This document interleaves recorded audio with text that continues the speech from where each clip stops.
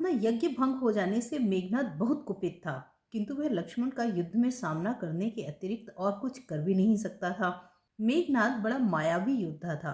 वह अपना वार करके तुरंत गायब हो जाता था। कभी वह अपने बाणों द्वारा अग्नि बरसाता, कभी जल बरसाता, और कभी कभी तो अपने बाणों द्वारा वह पूरे युद्ध क्षेत्र को ही अंधकार से भर देता था।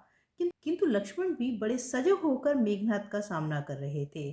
उसके गायब हो जाने पर भी वे विचलित हुए बिना पूरा ध्यान लगाकर अपना बाण छोड़ते, जो अक्सर निशाने पर ही लगता।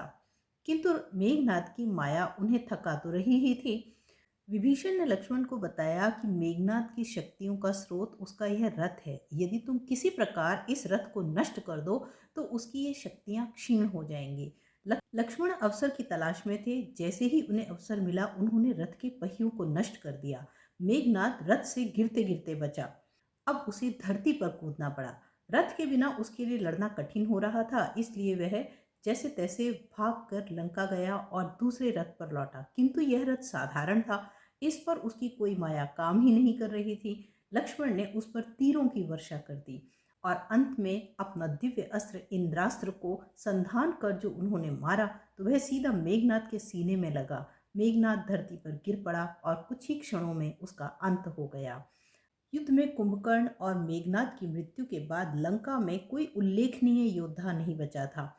अपने भाई और पुत्रों के वध से रावण का साहस टूटने लगा था, किंतु वह अभी भी हार मानने को तैयार न था। उस ऐसे कठिन समय में उसे अपने भाई और पाताल के राजा महिरावण की याद आई। वह पाताल लोक जाकर महिरावण से मिला। महिरावण ने सारी स्थिति समझकर रावण को अपनी योजना समझाई और उसे सहायता का वचन दिया। तो क्या थी महिरावण की यह योजना? रावण के महाशक्तिशाली योद्धा जो न कर सके, क्या महिरावण वह कर पाएगा? जानेंगे अगले कुछ वीडियोस में। महिरावण की यह कथा काफी मजेदार होने वाली है। तो देखते रहिए Hindi stories bye Manju ma'am, और मेरे चैनल को सब्सक्राइब जरूर कर लीजिएगा। और यदि यह वीडियो पसंद आया है तो इसे लाइक और शेयर भी कीजिए। धन्यवाद।